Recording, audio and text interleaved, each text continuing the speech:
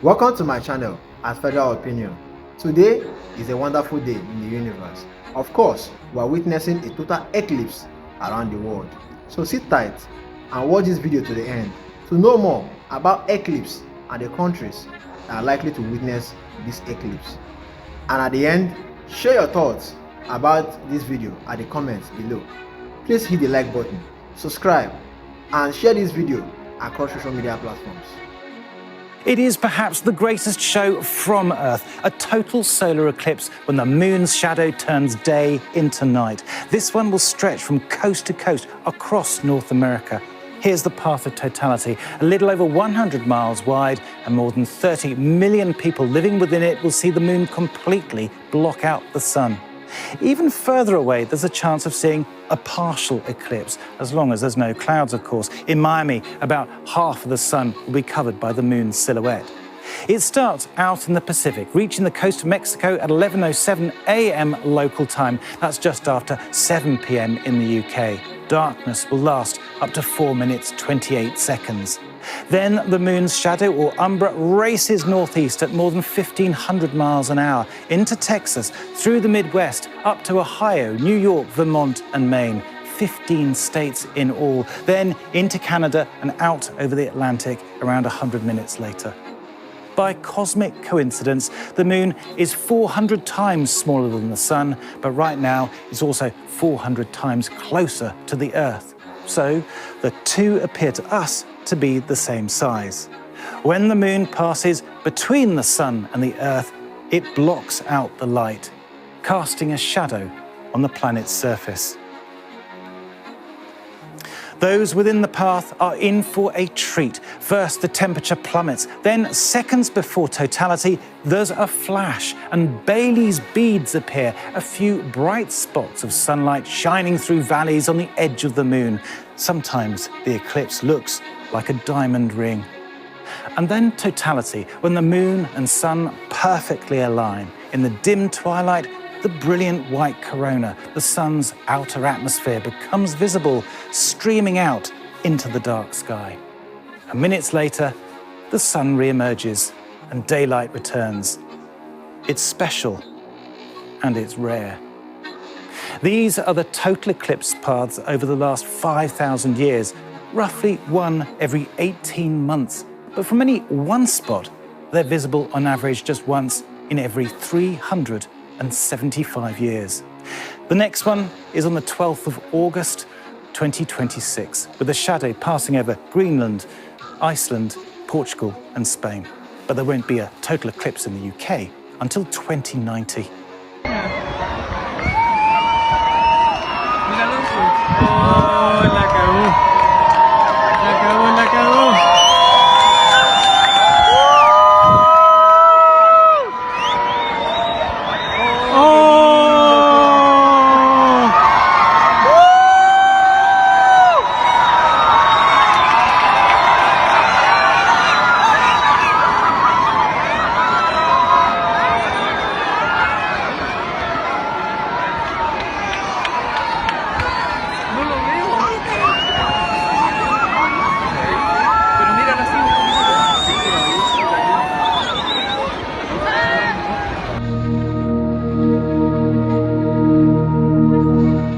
In 2024, there will be 4 eclipses, with the total solar eclipse on April 8th being perhaps the most anticipated of the year.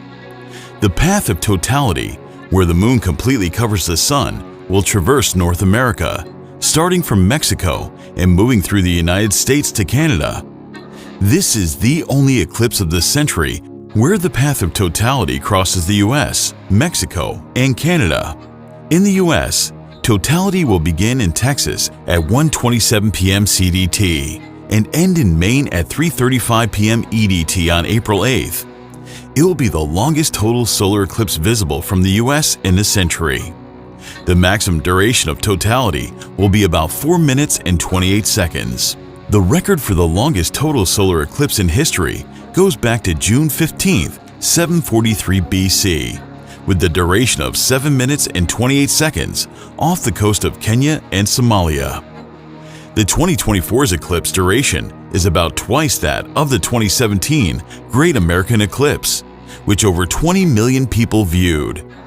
During the total phase of the eclipse, the sky will darken and the corona, the outermost layer of the sun's atmosphere, will become visible. Observers may also witness Bailey's beads and the diamond ring effect just before and after totality. However, it is crucial to use proper solar viewing glasses for the eclipse. Although totality will be visible from parts of 15 American states, a partial eclipse will be visible across all 48 contiguous U.S. states, with the next opportunity not arising until 2044. On April 8th, an estimated 32 million people will be exposed to the path of totality. There's also a chance of viewing Comet 12P, Pons-Brooks, or the Devil Comet during totality. Preceding the total solar eclipse, a penumbral lunar eclipse will occur on March 25th. A penumbral lunar eclipse occurs when the moon only grazes the Earth's outer shadow, called a penumbra. This results in subtle dimming of the moon's brightness, but not nearly as dramatic as a total or partial eclipse. The eclipse will be visible from much of the Americas, Antarctica, Alaska, and northeastern Russia. The third eclipse of the year will be a partial lunar eclipse on September 18th, visible from parts of the Americas, Africa, Europe, Antarctica, southwestern Russia, and western Asia. This lunar eclipse is particularly exciting as it will occur on the night of the year's first supermoon. Finally, the last eclipse of the year will be an annular solar eclipse on October 2nd, visible from parts of Antarctica and South America. An annular eclipse occurs when the moon doesn't completely cover the solar disk, but leaves a small ring of fire around it. So 2024 offers an excellent opportunity to witness different types of eclipses from different parts of the world. There are 4 types of solar eclipses. This event, a total solar eclipse, occurs when the moon completely blocks the face of the sun by passing between it and Earth. People in the middle of the moon's shadow will experience a total eclipse, meaning the sky will darken as if it were dusk or dawn. They'll see the sun's corona or outer atmosphere, which is usually blocked by the sun's bright face. Next up, the annular solar eclipse. This is what many people saw back in October. This also happens when the moon is between sun and Earth, but this time the moon is at its furthest point away from Earth. This means it doesn't completely cover the sun, and it's often called the Ring of Fire eclipse. Eclipse glasses have to be kept on the whole time for these. Depending on where you are, including all of Connecticut this time, you may experience a partial solar eclipse. This happens during both a solar and annular eclipse when you are outside the area covered by the moon. You'll see part of the sun covered, giving it a crescent shape. Lastly, a hybrid solar eclipse. Because the Earth is curved, there are times an eclipse can switch between an annular and total solar eclipse as it moves across the globe. When we were designing the first Macintosh computer, it all came back to me. And we designed it all into the Mac. It was the first computer with beautiful typography. If I had never dropped in on that single course in college, the Mac would have never had multiple typefaces or proportionally spaced fonts.